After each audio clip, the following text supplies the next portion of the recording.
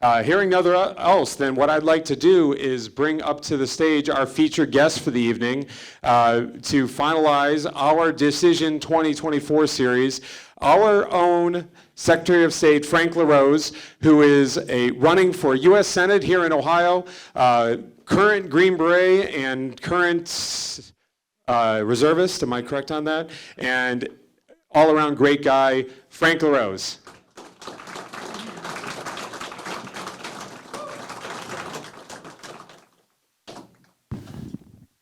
Well, thank you, Shannon. Appreciate that. Thanks to all of you as well. Let me start by saying thank God for the Strongsville GOP, because what you all are doing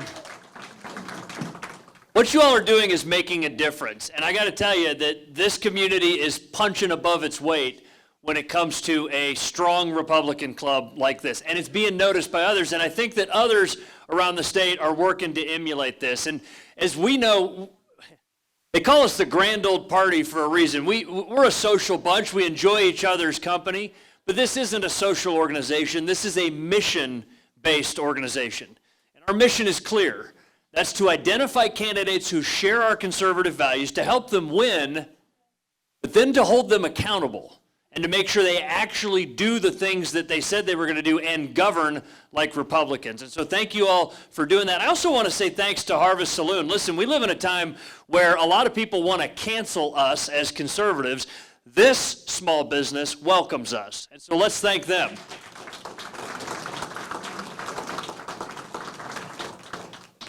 You notice I've got a protester out here. They hate the fact that I stand with President Trump. They hate the fact that I told them that their cockamamie 14th Amendment idea to try to take him off the ballot is absolute nonsense and it's not going to fly in Ohio. So they've rewarded me by sending protesters to my house and to places where I speak. And so, be civil when you see them out there, but remind them there's a lot more of us than there are of them who stand with President Trump, who want to make America great again, and who are going to fight to preserve the values that really formed this country. Yeah, exactly. We could invite him, man. We may change him. We should try. Exactly.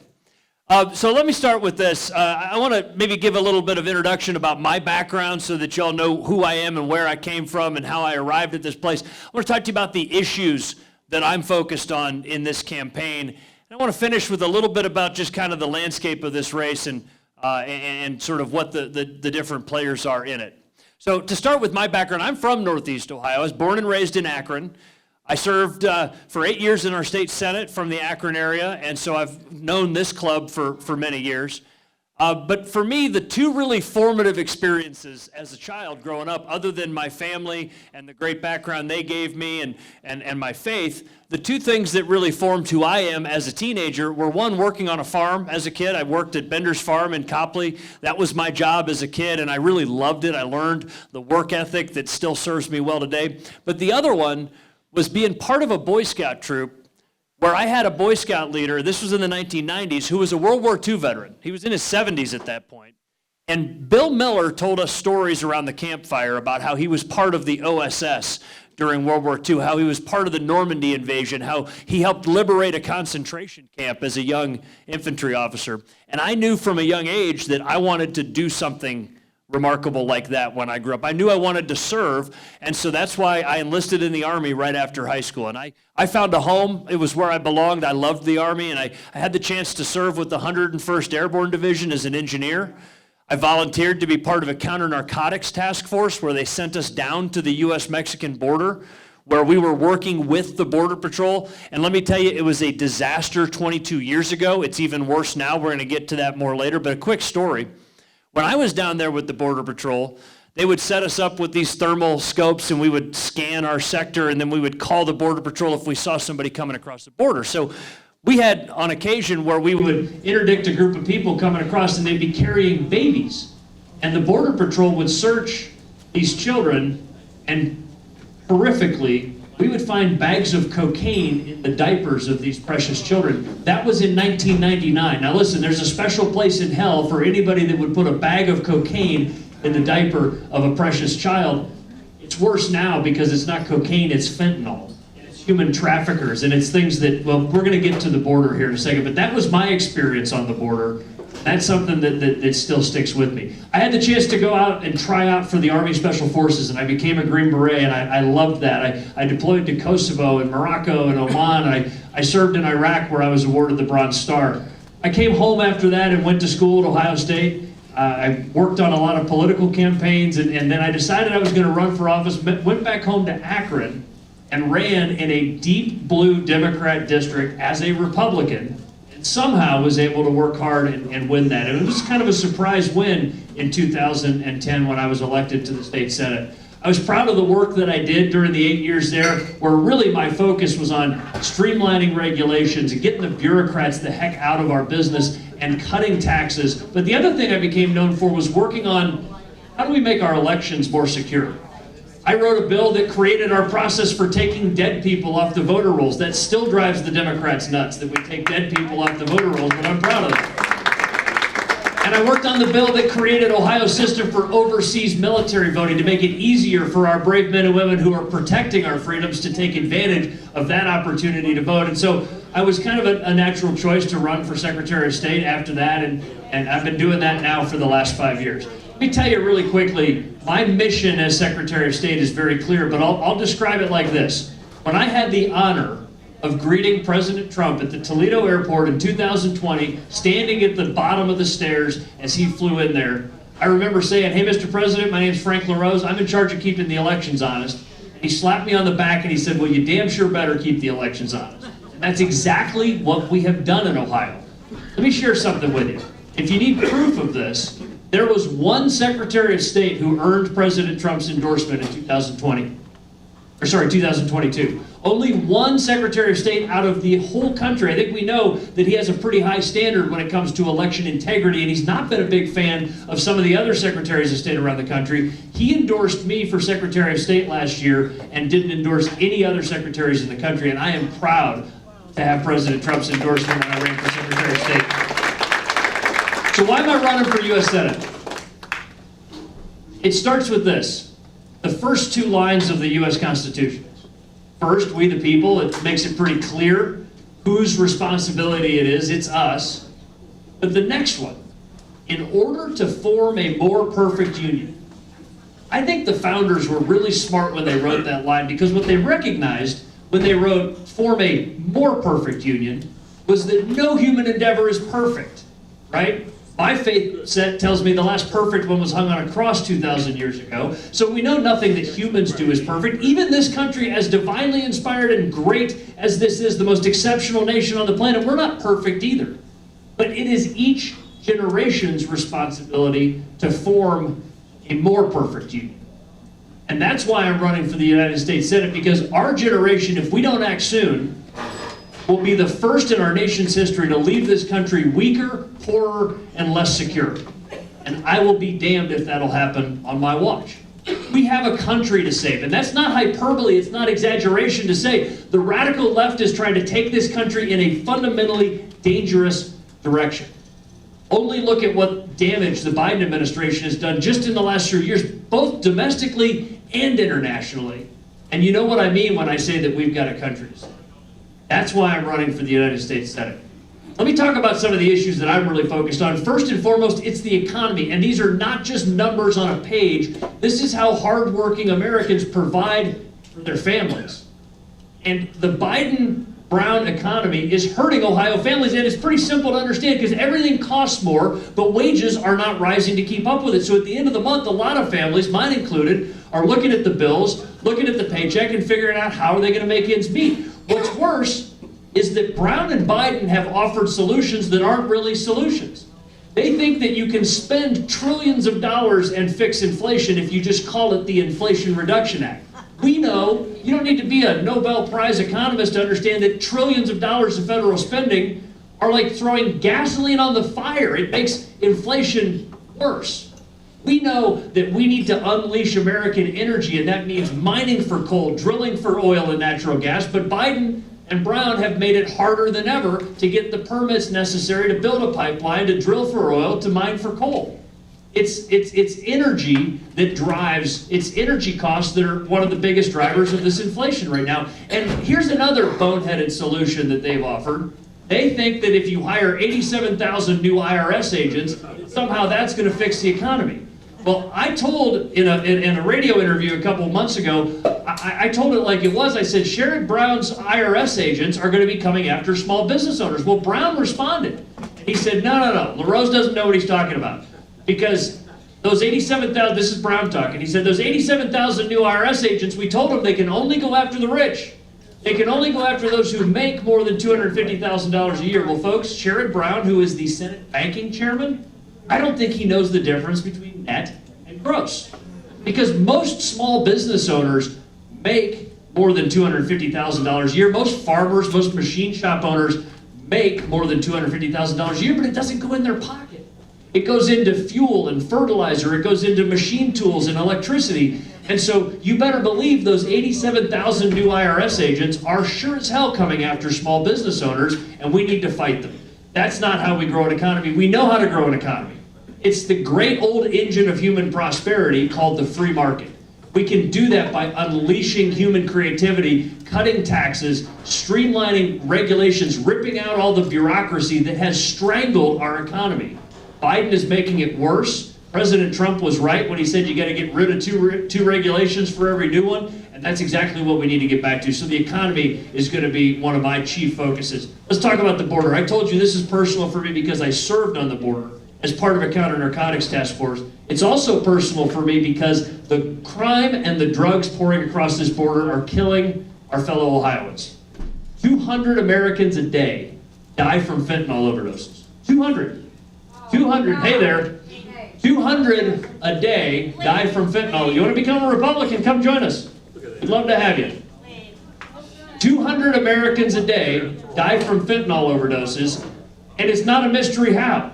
Imagine if a fully loaded passenger plane crashed every day with 200 people on board. We'd ground all the aircraft until we figured it out. Well, we don't need to figure it out. We know what's happening. It's chemicals from Mexico, thank you, sir, chemicals from China that are mixed together in Mexico that are smuggled across our border by these criminal cartels. This administration refuses to do anything about it, but we know what the solution is. We need to build the darn wall because walls work. Ask Pelosi, she put a wall around the U.S. Capitol when she was worried about her own safety, right? We need to build the wall, but we also need to invest in drones and sensors and cameras so that we can support the Border Patrol to keep that wall secure. The other thing that we need to do is we need to take away the incentive for people to come here. And what that means is no amnesty under any circumstances are offered to people that come here illegally. You think that's a good idea? I do too. So let me be clear.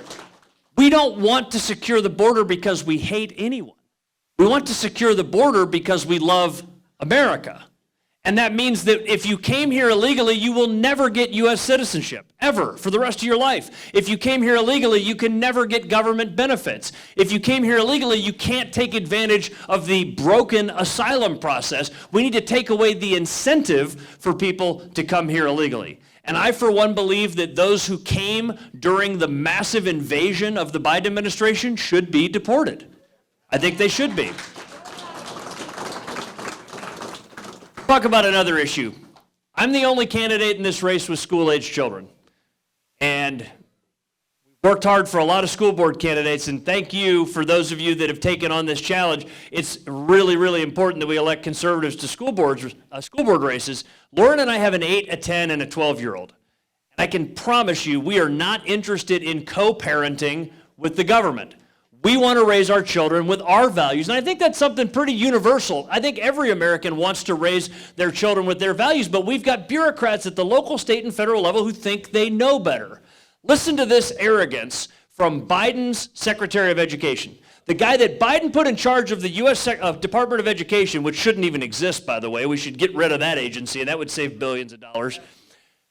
Biden's Secretary of Education said, I don't respect these parents who show up at school board meetings misbehaving because they think they know better than the professionals what's best for their children.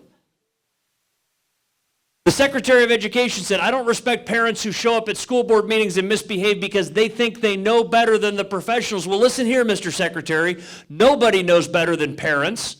what's best for their children. And it's about damn time that we start educating instead of indoctrinating our children. It's about time that we teach our children to love this country, not to hate this country. And for heaven's sakes, no child should ever be allowed to get any kind of medical procedure without their parents' blessing.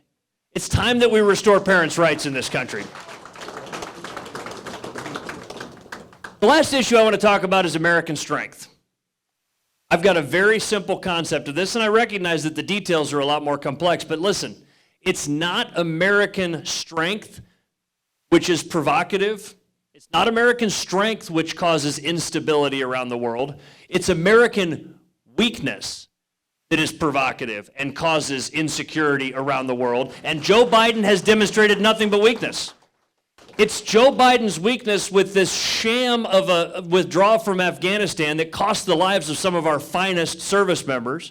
It's Joe Biden's weakness with the southern border. It's Joe Biden's weakness with the way that he's handled Ukraine that has given the green light for bad guys around the world to do bad things. Why do you think Iran gave their buddies Hamas the green light to invade southern Israel and to kill more Jews on one day than any day since the Holocaust?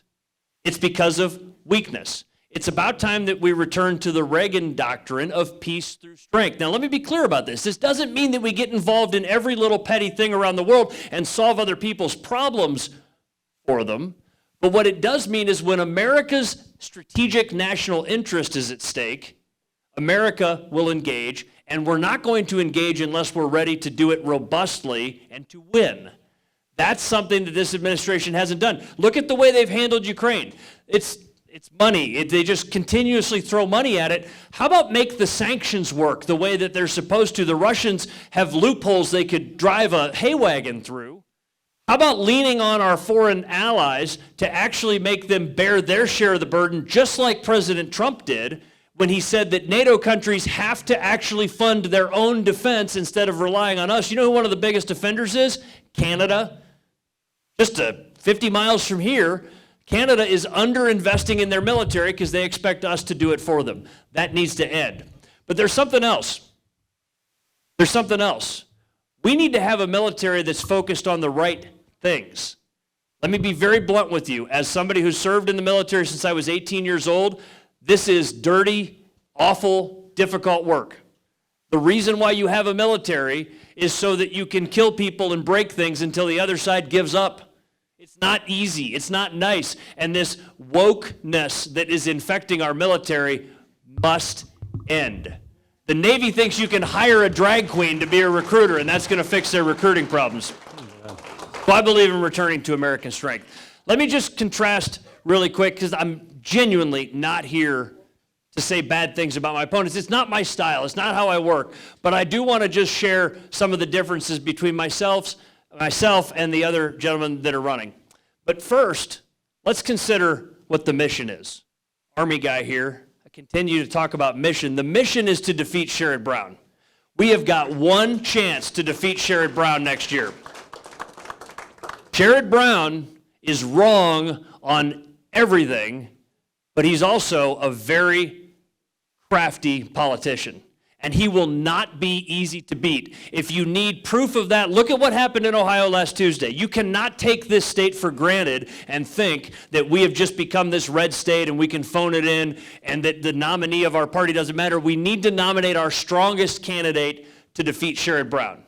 I would humbly submit for you that I am the strongest candidate to defeat Sherrod Brown, and proof is the fact that the Democrats have already decided I'm the one they're afraid of. That's why they send protesters to follow me around. That's why they make up things with their allies in the media and attack me with false narratives. They've decided that I'm the enemy.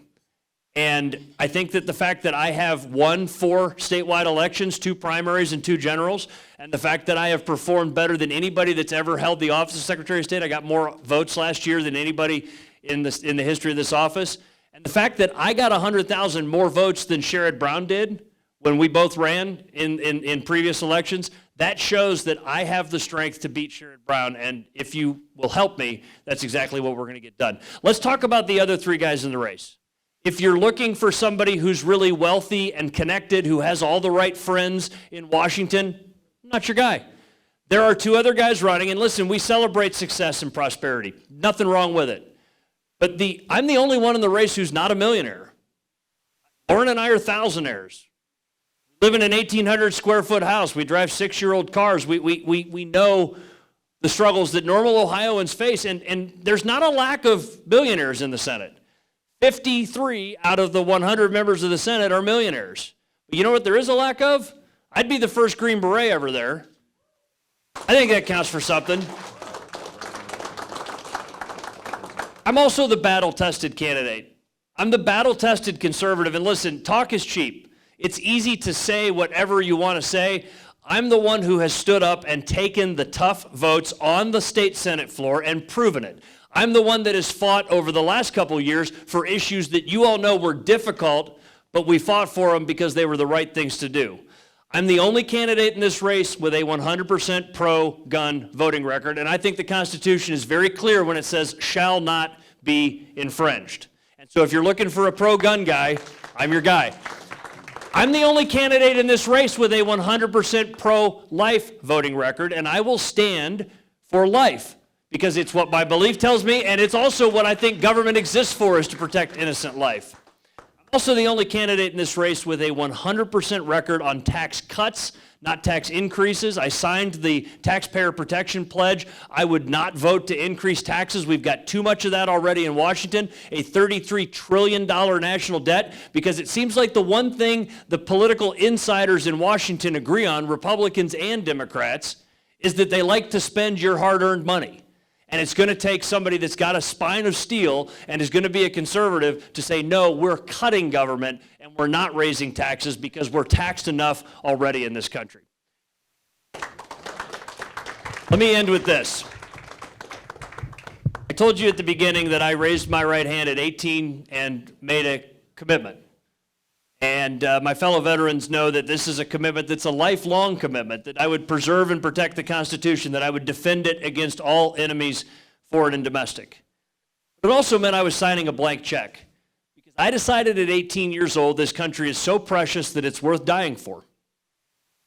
If we're to be honest, there's very few things that are that dear, that are that precious. Very few. Your faith, your family, this country.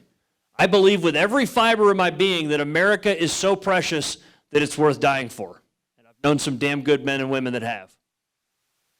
But if this country's so precious that it's worth dying for, isn't it also so precious that it's worth living for? That's why I've decided to run for the United States Senate, because we have a country to save. I'm asking for your vote. I'm asking for your prayers.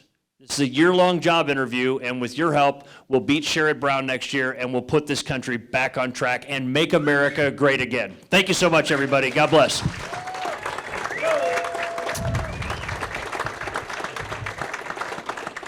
Okay, folks, now, as you, those of us have all attended these before, we know the tradition of Strongsville GOP, and that is that you can come over right to here and ask, and Frank is anxiously, very interested in hearing your questions, is going to answer all of your questions. So if you have a question for Frank, come on over here. Right now, we're waiting for you right now. Come on up, come on up. Now, I will tell you this, there is one rule, and everyone knows the rule. Rob's going to be here to enforce it.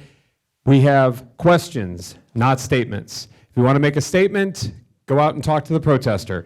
If you want to ask a question, talk to Frank. So, and please come on up, stand right in here in line. We're going to move the mic up just a bit, and there you go. Take it away. Thank you for everything you did in the last two elections to preserve life and preserve the Constitution of the state of Ohio. You had mentioned talking about small business and regulations and things like that Washington and the Democrats, including Sherrod Brown, are trying to put on people. The Financial Crimes Enforcement Network next year is requiring all small businesses to file a form with them with all kinds of ownership information, personal information about the owners. And if you don't file that form, one of the penalties is 2 years in jail and a large fine. Sherrod Brown is on the Finance Committee, which the FinSec reports to. What are your thoughts on this regulation that's going to hurt small business and small business owners? It is unmitigated garbage. Now, who's familiar with this? Thank you for the question. You're going into the deep cuts here a little bit because this is one that a lot of people aren't familiar with. Some call it the beneficial ownership rule. Some call it FinCEN because that's an acronym that it goes by. This is a regulation that's meant to target money laundering, right? So it's meant to say like, hey, if you're taking in money and it's a front business, it's not a real business, and you're just doing money laundering for some foreign entity or whatever else. This is something that I identified really early on, and I tell you, I partnered with Warren Davidson. If you never heard of him, congressman from Southwest Ohio, terrific guy. He's an Army Ranger. Ranger's like a Green Beret, but not as smart. And we worked together to try to fight this, and I felt like it was just me and Warren and nobody else was taking this up because it's really wonky stuff, but it's going to hurt small businesses. And so while they're trying to go after money laundering, what they're doing is making a local machine shop fill out all this nonsense paperwork, and if you don't, you go to jail. And they want to know all kinds of information that candidly is none of the government's business about everybody who has a financial interest in the company so they can investigate you and make sure you're not a money launderer. It's a massive bureaucratic nightmare. And you know what's worse? So Warren and I fought this, and unfortunately it's still passed and it's going into implementation. Here's what's worse. When the feds did this, guess who they exempted? All the big guys, all the fat cats, all the big Fortune 500s that have lobbyists and everything else. It's really just for small business owners. This thing is really ugly, and this really sticks in my craw because guess who they made responsible for collecting these forms that all these businesses have to fill out? Your state Secretary of State. Are you kidding me? So now I am required by a federal law to implement this thing that I think is terrible. So here's what I told my team to do. Right at the top of the webpage, because my oath requires me to follow the law, we're putting on there in big letters, the Ohio Secretary of State's office did not initiate and does not support this regulation, or something like that, to make sure they know this is, complain to your congressman because we can't do anything about it. We are saddled with this thing that's going to make it difficult. What we are trying to do is work with the chambers of commerce and everything else to make sure that people know that this nightmare is coming their way so that they can at least be prepared for it. So thank you for the question. Yeah. Hi. I, like many people, was really upset by last week's election results here in Ohio. And now we have people like President Trump saying that Republicans should just give up on trying to ban abortion. So what can we do here in Ohio to keep protecting life? And what will you do when you get to the Senate to protect life on a national level? Thank you for your question. Let's acknowledge that this is not an easy issue. And let's acknowledge that many of our fellow Republicans voted yes last Tuesday. That's a fact. We need to understand this, and then we need to think about what happened here. I was on if you've ever been down to Cincinnati, there's a great conservative talk show host named Bill Cunningham. I was on his show. Yeah, Willie. He's a great American. He's the guy that started that, right, before Hannity, the Great American thing. So Bill Cunningham said, well, it's clear from Tuesday's results that a majority of Ohioans support some abortion rights. I don't disagree that a majority of Ohioans support some abortion rights. But that's not what we put in the Constitution last Tuesday. This is not some abortion rights. This is the most radical pro-abortion amendment in the country, that would allow a baby to be killed the day before it's born, that would take away parental involvement, that may open the door to taxpayer-funded abortion through our state Medicaid program. This is not just some modest access to abortion. This is a radical thing. But the problem is we were outspent massively by the other side, a bunch of money from California, New York, and that kind of thing. And so they were able to convince people that this is, well, if you're for abortion rights, vote yes. If you're not for abortion rights, vote no. It wasn't that simple, but that's the way a lot of people came down on this. Now, here's the problem.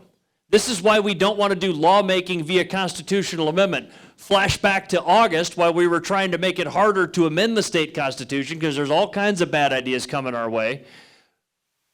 The only thing that can change a constitutional amendment is another constitutional amendment. The Constitution is the supreme law of the state, and I know that there's a lot of ideas that they're talking about at the state legislature. Listen, if there are things, reasonable things that we can do to protect life, I'm all for them. I'm not a lawyer. I got a lot of good ones that work for me, and it's going to be really difficult to do much about this because it's now part of our state constitution.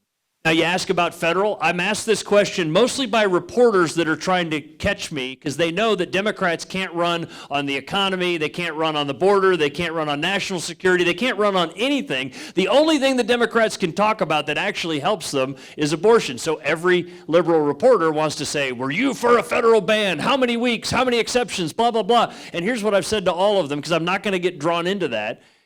I'm for whatever we can do to protect life. And when I end up in the U.S. Senate, if there are things we can do to get to the majority vote that we need to protect life, I am a pro-life Ohioan, I'm a pro-life American, and that's what I'm going to work to do in the U.S. Senate as well. So, thank you.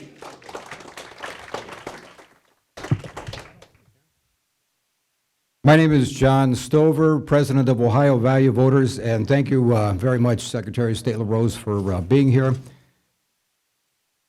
You had stated in a piece of literature that we had received at our home about being a hard-charging conservative. And I did have a couple of questions that I think are very important to our organization. And just for full transparency, I do appreciate the fact that you filled out our survey. 2 of the 3 candidates did, and that included your opponent, Bernie Moreno. We have endorsed Bernie. But let me just ask you these questions, if I may. In 2014, you and Sherrod Brown were primary sponsors of the Cleveland Gay Games. That's the first question. I have the information here, but then Equality Ohio then has put out misinformation. You need to correct it then, because your name is listed here. Then the second question I have is that iVoter Guide in 2022, this is the question you did not answer. A very important question as far as I'm concerned, and many of our other people are concerned throughout the state that we communicate with. Here is the question you failed to answer, and I want to know your position. The question was, marriage is a God-ordained, sacred, and legal union of one man and one woman. No government has the authority to alter this definition. You chose not to answer that. I know what the law is in the country. I'm interested in knowing what your position is. Sure. Thank you. And once again, thank you for your military service as well. Thank you. Thank you, John. So let me share this. When this big public event called the Gay Games came to Cleveland, they asked us to send a proclamation because it was the Chamber of Commerce that said, would you send a proclamation because it's going to bring millions of dollars? And we do that for a lot of different big public events. And so, yes, I said, welcome to Cleveland. Hope you spend a lot of money. That was kind of the long and short of that. And so if somebody wants to fault me for, responding to this request from the Chamber of Commerce to send a proclamation welcoming these people to Cleveland to spend money, then so be it. When it comes to marriage, I have my personal beliefs, and my personal beliefs are that marriage is, as you mentioned, ordained as a union between a man and a woman to raise a family, to carry on the species. It's right there in our faith tradition and right there in the Bible. But I also recognize that as a country that we've now gone to this place where we're recognizing marriage for unions that I don't understand, quite honestly. But it's something that is not likely to change. My faith set is one thing. The laws are another thing. And I'll be honest about this too. If everything that was immoral was illegal, we wouldn't have enough room in the jails. If we made adultery illegal, you could build jails all day and you'd never be able to to deal with that. So listen, as a matter of settled sort of civil law, I don't think that we're changing that. My personal belief is that marriage is a sacred relationship between a man and a woman. That's that. Yes. Hello. Thank you again for your service. I have a few questions that a group of us came up together. So, knowing there would be massive confusion from voters after August issue 1, why would you give the November ballot the same number? Because it's not up to me. We set the numbering in the ballot board. Understand that everything that the Secretary of State's office does results in a lawsuit. So Like if we change what kind of paper clips we use, some group like the ACLU will sue us. And so the tradition in Ohio and the law in Ohio is that after each election, the set of numbers start over again. So I couldn't go to 3 or 4 or 5. So we had to start over with 1.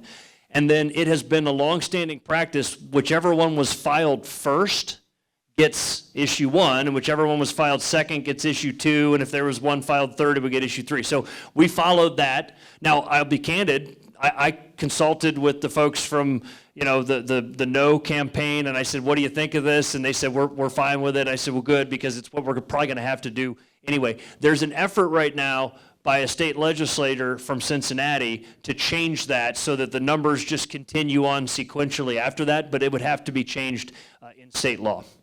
Yeah. Thank you. Why did you push for the ballot language change for issue 1? When it first came out, there was no word woman, but then once it was on the ballot, there was woman. So that made people think that it was just purely about abortion. Yeah, so the work that we did to write that ballot language was informed by interested parties, like any public work should be, right? You talk to the people that are involved. And so as a conservative, as a Republican, as a pro-life Ohioan, I wanted to hear what the leading pro-life activists in the country had to say about this. And so we worked with them on making sure that we wrote ballot language that was truthful, right? And that would also survive a court challenge, because this did end up going in front of the Ohio Supreme Court, and they actually sent us back once for a revision, but we included things like a pregnant woman, because they wanted it to say pregnant patient. Now, I'm no physician, but as far as I can tell, the only people that can be pregnant are women, and that was something that the pro-life community felt very strongly should be included in that. And they liked that as well, because the name of the No campaign was Protect Women Ohio, and the yard sign said Protect Women, and so they wanted that. They thought that was reasonable. They thought that would be helpful to them, and to be honest, they thought it would be honest. The other one that they fought me on is that we replaced the word fetus with unborn child. And this is not, it shouldn't be controversial. The word fetus is a Latin word that means offspring or child. Plus, the Ohio Revised Code, in something like 150 different instances, when speaking of an unborn child, refer to that as an unborn child. Has anyone ever walked up to a pregnant woman and say, when do you expect your fetus? No. When do you expect your child, right? Or, congratulations on your forthcoming birth of your child, that kind of thing. And so we changed it to unborn child. The left lost their minds and fought us on that, but we were able to keep it. So that's why the language was what it was. I consulted with lawyers from groups like Ohio Right to Life and Susan B. Anthony List and Citizens for Christian Virtue and all these other groups, and they brought their expertise to the table, and we came up with the best language we could come up with. Okay, fine. I had 3 more, but I guess one more.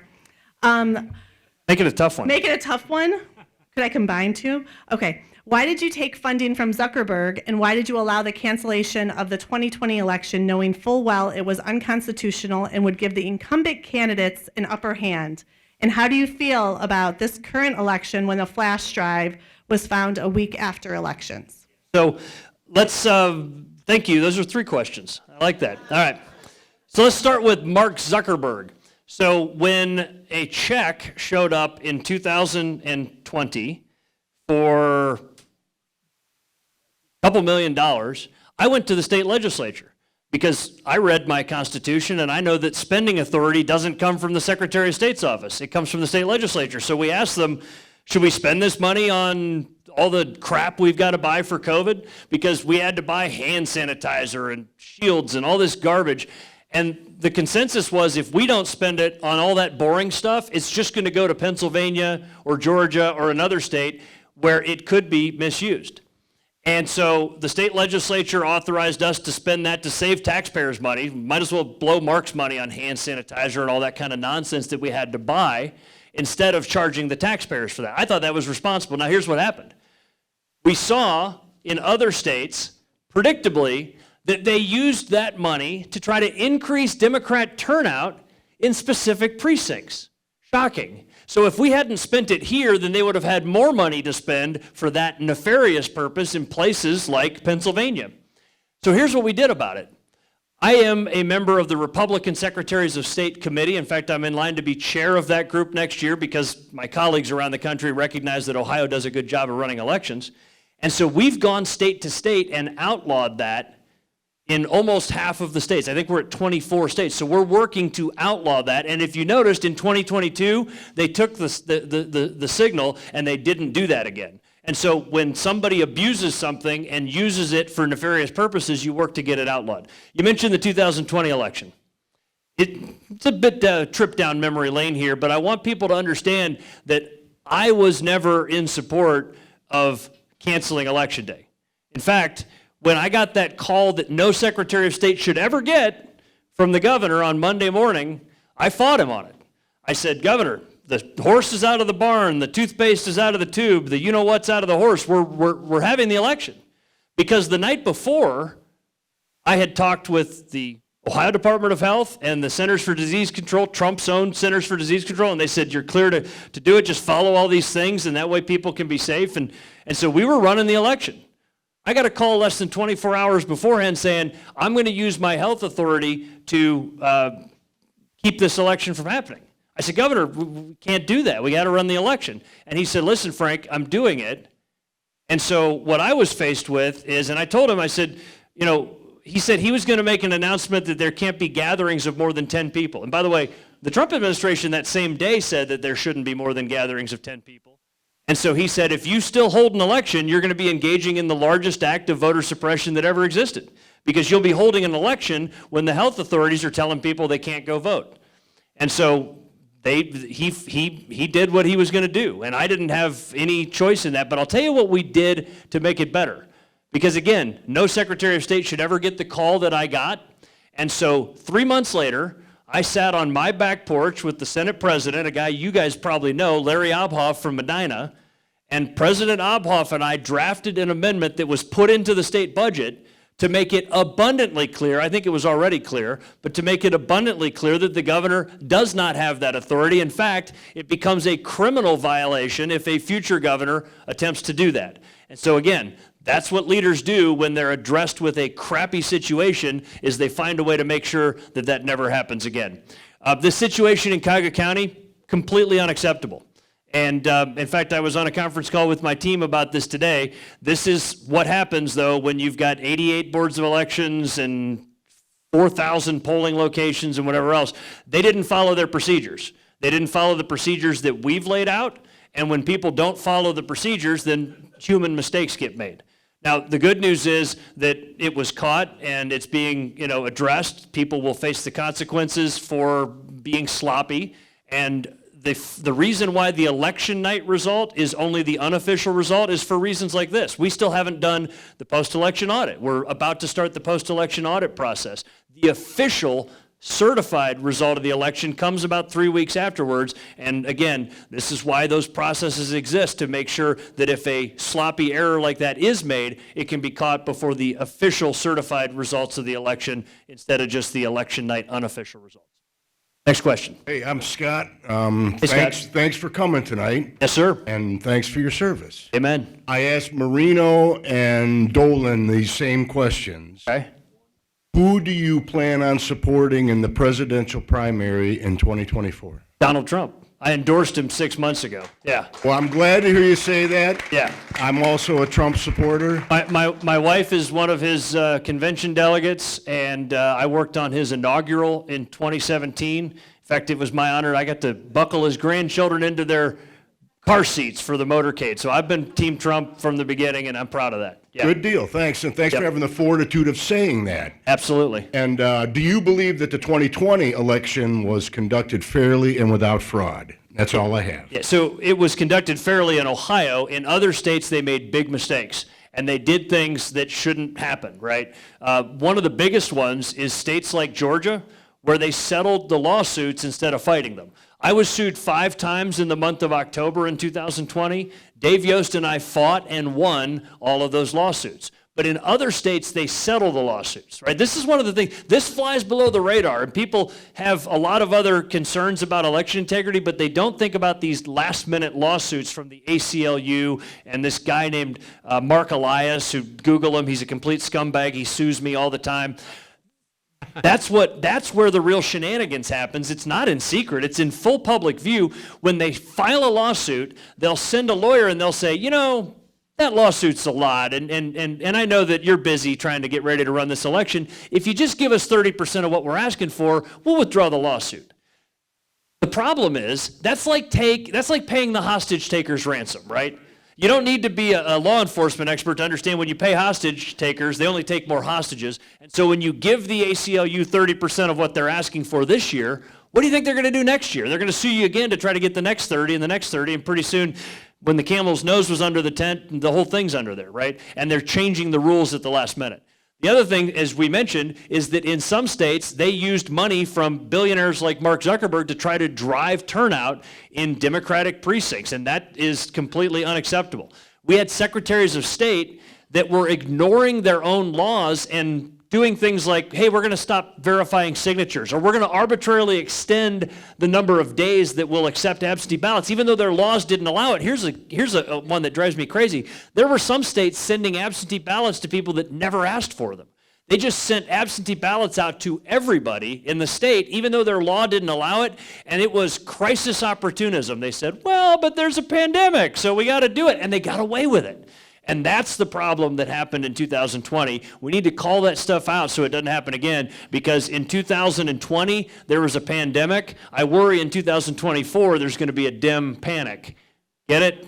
Pandemic turning into Dem panic. And they're going to try to do crazy stuff like that when it looks like Trump's coming back. Yes, sir. Thank you, Frank. Thank you very much. We have one last question, Okay. and then you're off the hook. This is a year-long job interview. I'm here to talk to my prospective employers, so bring it on. Hello, Mr. Frank LaRose. As a fiscal conservative, I'm very concerned with the national debt being over $30 trillion. Do you support the war in Ukraine? And if you do, how do you suppose we pay for it and not go into further debt and not go into further deficit? Two great questions, and you're not hearing enough people talking about a $33 trillion national debt. I was describing this to my daughters the other day. We throw numbers like trillion around and don't think about what it means. A trillion is 1,000 billion dollars. 1 trillion is 1,000 billion. The national debt is 33 trillion, on its way to 34 in short order. And Biden is making it worse by the day. Think about this. Within the next 2 years, the defense budget is going to be less than the interest payments. So when you borrow money, you got to pay interest on it. The money that we pay to, in some cases, hostile foreign nations that we borrow that money from, the interest payments alone are going to be more than the entire defense budget within a couple years. It's generational theft. The people in charge right now are living high, and they're passing it off to us and our children and grandchildren. So you asked about Ukraine. That statement I made earlier about American strength was not a bluff. I don't think we need to throw more money at it. I think we need to be more serious about making sure that the situation is such that Ukraine can end the war without giving their country to Vladimir Putin. That doesn't benefit anybody. Putin is a thug. He's a scumbag. He's one of the worst humans on the planet. And capitulating to him is not in our best interest. So we don't want to wave the white flag. We don't want Ukraine to wave the white flag. What we need to do is create a strategic situation where this can end on the terms that are favorable to Ukraine. Part of that means, as I said, making the sanctions work. Here's a wild idea. The Green Berets, my guys, they exist primarily for one reason. Training foreign militaries is what we do. Training foreign militaries. Biden, by the way, said he's going to cut the spending for the special operations community, which is absolute nonsense. We train foreign armies. Why not put a battalion of Green Berets in Poland, and a battalion of Green Berets in Hungary, and a battalion of Green Berets in Romania, and bring these Ukrainians out to get some training and send them back in ready to go fight the bad guys and kill them? That doesn't cost anything. The Green Berets are already getting their salary. Might as well be in the safety of Poland, Romania, and Ukraine, training Poland, Romania, and Hungary, training Ukrainians so they can go kill their bad guys, because it's not our job to do. That's the kind of solution that I would like to see. President Trump said he's going to end it quickly. I fear that it won't happen until he's in the White House, but he will end it quickly, but not by surrendering. And that's the key. We can't surrender, but we also don't want to keep throwing money at a problem that can't necessarily be solved just with money. All right?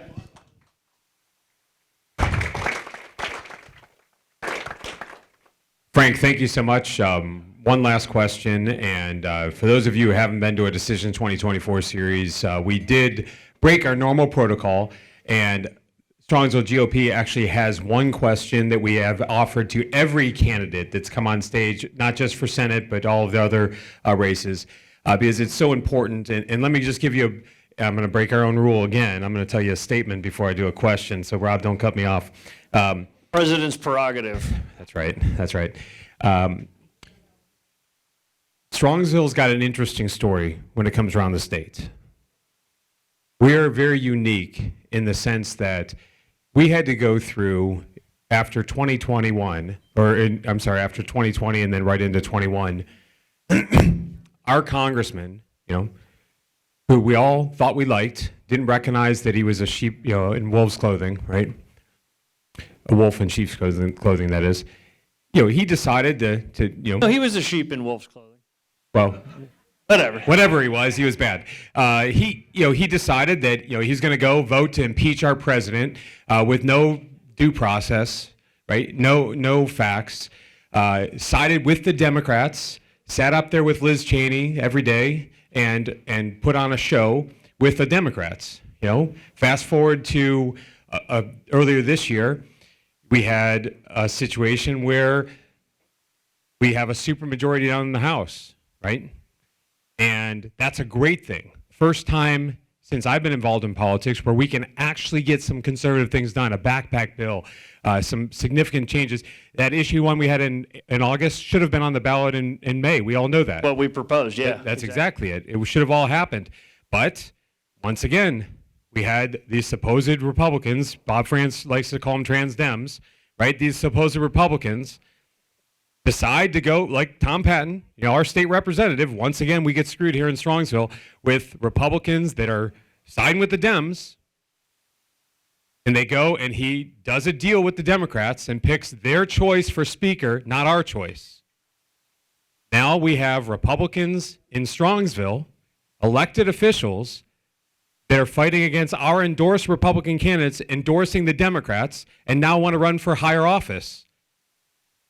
We are in a culture of Republicans turning on their own, and I'm not talking about fighting about taxes or fighting about abortion. We're literally talking about Republicans all over this area deciding to choose the Democrats over the voters. The voters send them there, they choose the Democrats. So my question for you is this. It's very simple. We've asked this question to every candidate, and I'm interested with commentary on the backside of it from you. First off, we just had a scenario in January where 22 Republicans didn't like that we were going conservative in the state, so they decided that they're going to side up with the Democrats and pick their choice for speaker instead of our choice for speaker. What scenario, if we elect you into the Senate, would you ever choose to side with Chuck Schumer and choose a Democrat or their choice for the president of Senate? What scenario would happen for that? And in addition to that, what will you say when you're on the campaign trail about these Republicans siding with the Democrats like the Blue 22 did, like guys like Tom Patton did? So the question of what scenario? None ever. I'm standing at the Strongsville GOP Club. I'm a member of the GOP. We run as Republicans so that we can go to either Columbus or Washington and then do Republican things. That's why people work so hard. So many of you have knocked on thousands of doors and walked in parades and made phone calls. We don't work our butts off to elect Republicans so that they can cut a deal with Democrats to put their chosen person in office. Under no circumstances would I condone something like that. And listen, there's this question that Republicans get all the time. How would you work with the Democrats? The Democrats never get that question. How would you work with the Republicans, right?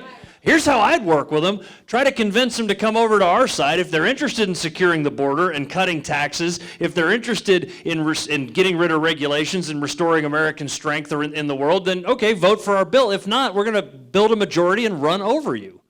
It's how this works. It's not personal. And so, no, I would not support anything that Chuck Schumer is interested in. I wouldn't walk across the street to, if he was on fire. How's that? That's good. That's great. But my follow-up question on that was, Oh, yeah. the members of the Blue 22 that are, Yeah. many of them running for election. Tom Patton's now running because he thinks the Senate is the next best place to corrupt. What do you have to say about those that decided to turn their back on our party, which, by the way, the Ohio Republican Party censured them immediately. Strongsville GOP censured and prevented Tom Patton from receiving any endorsements from us for 4 years. And then the Cuyahoga County Republican Party decided to remove him from the Republican Party, right? And now many of our candidates are soliciting and promoting his endorsement for their run for office. What do you have to say? If they went to endorse you for office, would you accept that endorsement? I think that it's going to be up to the voters to hold them accountable. I think the party has done what it needs to do. I think the clubs have done what they need to do, and they've said, in our opinion, this person is not in good standing with our party, right? And so you guys have done that through the censure process. The state party and the county party have done that, and now it's going to be up to the voters. That's as simple as I can say it. I, for one, wouldn't have made the decision that they made. I think that, in some ways it's too bad because they have, many of these guys have a track record of getting some good conservative things done, but that vote is concerning, and voters will hold them accountable for that. That's why this work is so public. That's why the votes that you cast on the Senate floor, on the House floor, are not done in secret. There's no secret ballot. It's because you got to be fully accountable for it and stand up and say, hey, here's why I did it. If you think you can defend it and get 51% of the vote, then God bless you. I think that the members of the party are going to be pretty concerned about that. All right? Yep. Hi, my only question is, as you've seen with all the issues and stuff like that happening, and Ohioans not really going for what we believe in, I was wondering, when it comes to the schools and the children, if we were to elect you in Senate, what would you do to protect the children? So there are things that we can do at the federal level, but primarily education is a local responsibility. That's why it's so important that we elect good school board members, but it's important also that we do things that we can do at the federal level. One of them is getting rid of the U.S. Department of Education. Let me be clear about this. The U.S. Department of Education is a multi-billion-dollar bureaucracy that mostly exists to employ adults and to give grants with strings attached. They say, if you implement this new DEI, social emotional learning, gobbledygook BS, then you're going to get this federal money. And so they give out money as a way of driving education policy. The U.S. Department of Education need not exist. The other thing that we should do is we should do school choice nationwide. Listen, competition, we know this as conservatives. Competition makes us stronger. It works that way on the athletic field. It works that way in free markets. It works that way in education. And these government-run schools are not interested in competing. And so we need to make sure the money follows the child, like the backpack bill. We've made some good progress in Ohio. Honestly, there's further we can go with that, but we need to bring school choice nationwide. I think that school choice is the civil rights issue of our generation. I really do. There's also a thing called the Parents' Bill of Rights that it's more than symbolic. It has some teeth to it, but there's a bill that passed in Congress that is unfortunately languishing in the Senate because the liberals in charge there, that reinforces Parents' Bill of Rights and parents' rights. And I think that one of the things that we need to do, and this is not something that we mandate from the federal government because the federal government shouldn't be setting curriculum, but I think at a local level, we need to see a revival of civics education. Civics education. Public education really exists for two reasons. One is to prepare people for careers, meaningful careers, so they can earn a living and provide for themselves and not be on the government dole their whole lives. But the other reason is so that they can be active citizens. In a republic, you need to have active citizens that know how a bill becomes a law, that know what the hell the difference is between state and federal government and that kind of thing, and understand three branches of government, separation of powers, the stuff that all of us got in 7th grade civics class. Too many people don't have that, including people with high school and college educations that have no idea how any of that stuff works. So I'm going to wrap up. As I said, this is a job interview. I believe sincerely that I'm the one who has the wherewithal to defeat Sherrod Brown. I'm asking you to help me do that and to put a battle-tested conservative in the United States Senate. My website is franklarose.com. I'm asking for your prayers. That's the most important thing I could get from you. And I'm asking for your vote. And with your help, we'll defeat Sherrod Brown. Thank you so much, Strongsville GOP. God bless each and every one of you.